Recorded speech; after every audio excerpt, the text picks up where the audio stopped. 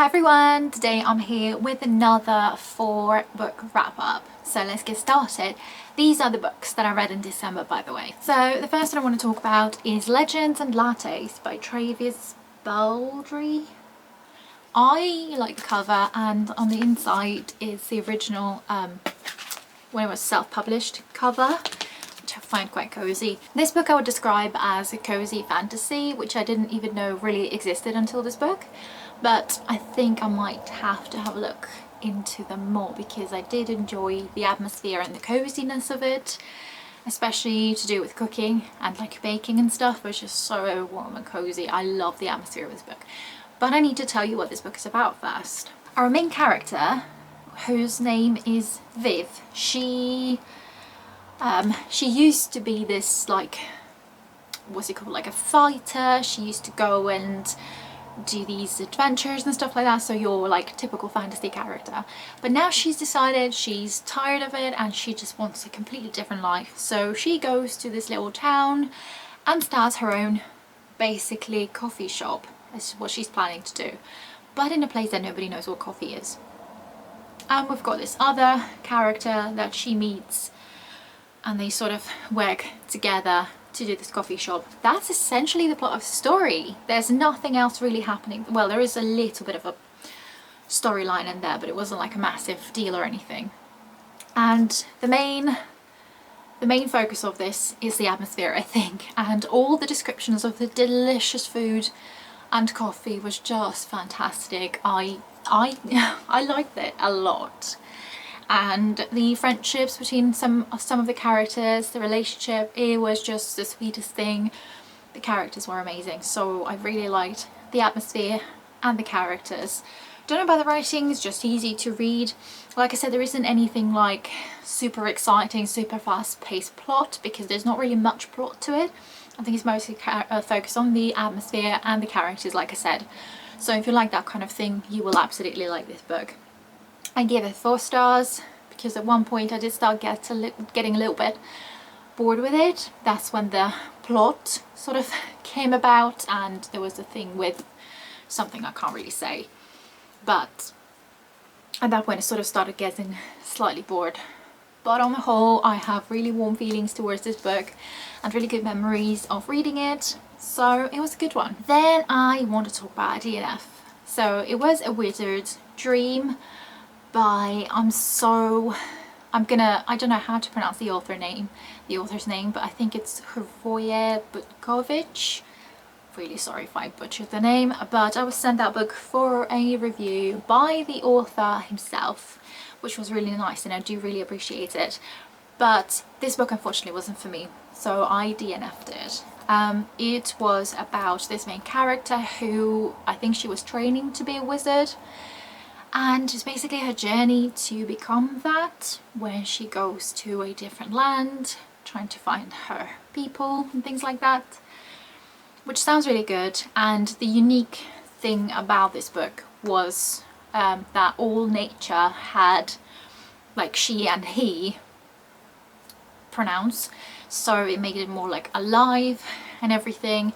And the writing style was very, very, very beautiful, very lyrical. It was definitely a very atmospheric book, but to me I struggled with it in a way that, first of all, it's a journey book, and I've realized only recently I'm not a fan of journey books. So when the main character goes on a journey to either save something, save the world, or discover themselves, it's just not my type of story. Second, it was going too much backwards and forwards from one character to another, then to a third, to a fourth, and then we get a perspective from something else that I didn't even really understand, and then back to the first character. It just got a little bit too jumpy for me.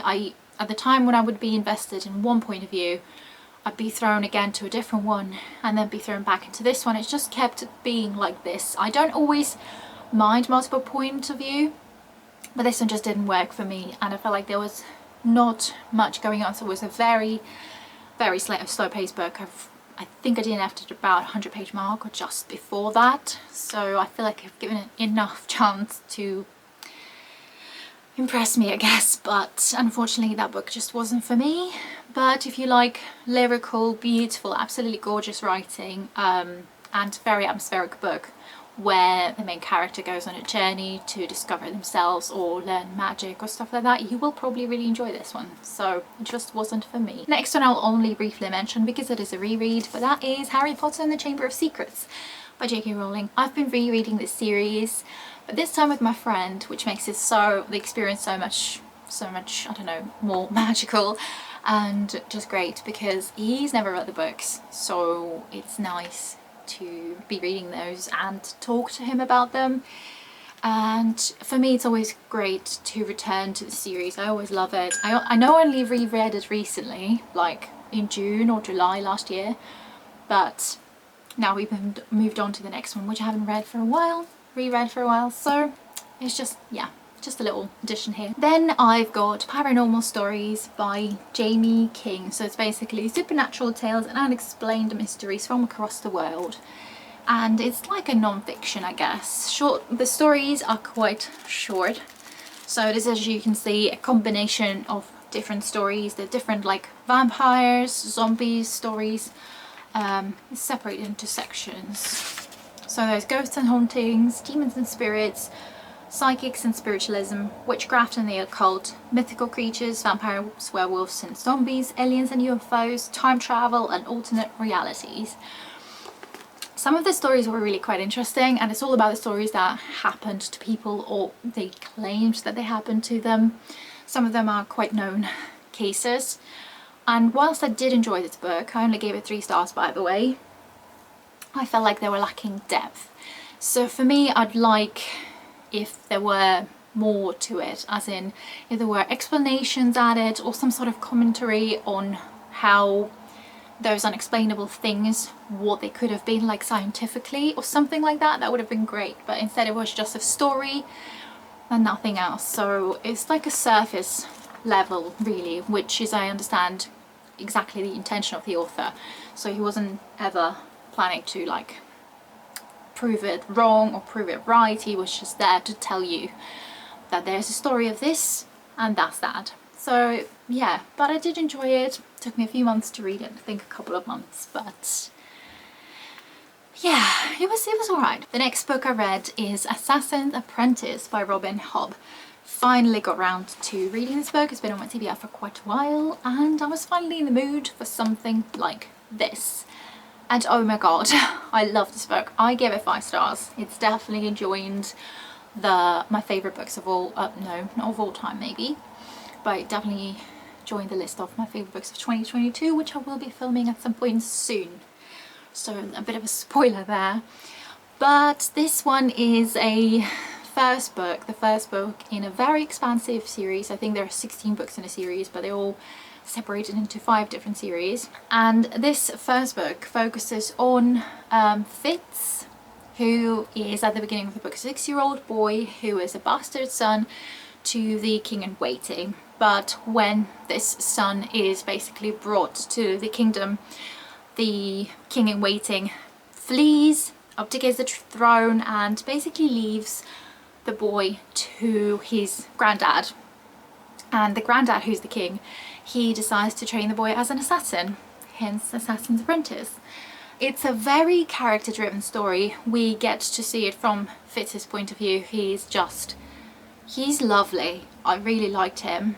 And there's also quite a lot to do with animals as well, which I really loved because I love animals. It did make me cry a few times, this book. And I remember at one point in the book I had to close the book and cry for like 10 minutes because there was one moment that I just, yeah. But I absolutely loved the book. At first I was not sure whether I was going to give it 4 or 5 stars, but the very end made me think this is a 5-star book, and I really do want to carry on with the series, and I feel like it could be in the future one of my favourite series of all time, but I won't be reading it very fast. I'm not really great at reading series back to back, but I would like to get to Royal Assassin very soon, and I already have it. Another spoiler alert, by the way, I'll be doing a book haul soon, and there's Royal Assassin in that one. I'm sure I'm probably almost the last person on the planet to read this book, but I loved it. I loved the plot in this book. It's all very connected and it's very like political. It's very complex. I feel like, especially in the future books, I think it's going to be very complex. I love Fitz as a character. I love being in his head. He's a sweet boy at the beginning of the book, and he's already gone through some difficult things in his life. So I'm just slightly scared to just think what's going to happen in the future for him. So yeah, I'd say it's a slow-paced book, but the writing style is so immersive, and I want to go into the second book. I loved it a lot. And then the last book that I read in December and 2022 in general was the audiobook of The Creeper by A.M. Shine. I gave this one 3 stars. It wasn't as creepy as I wanted it to be. So let me read you the blurb. Renowned academic Dr. Sparling seeks help with his project on a remote Irish village. Historical researchers Ben and Chloe are thrilled to be chosen until they arrive. The village is isolated and forgotten.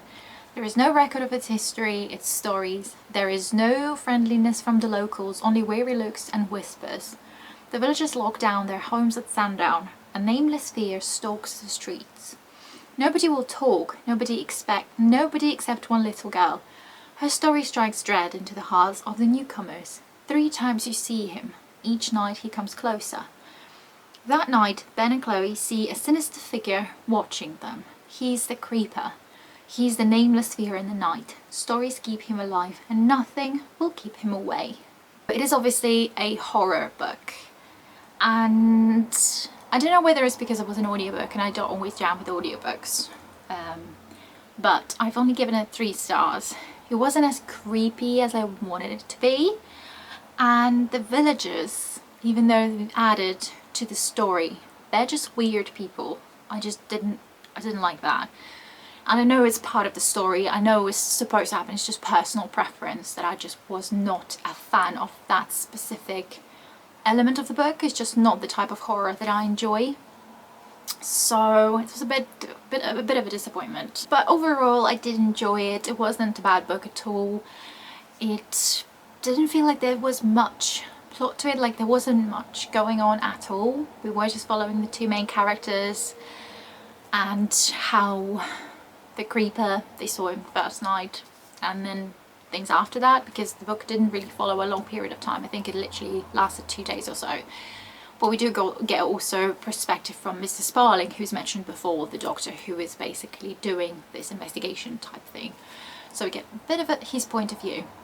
But it wasn't anything special. It was, I don't know, it was alright. I liked it for what it was, but it's not going to be my favourite book of the month or at all, so yeah, there's that.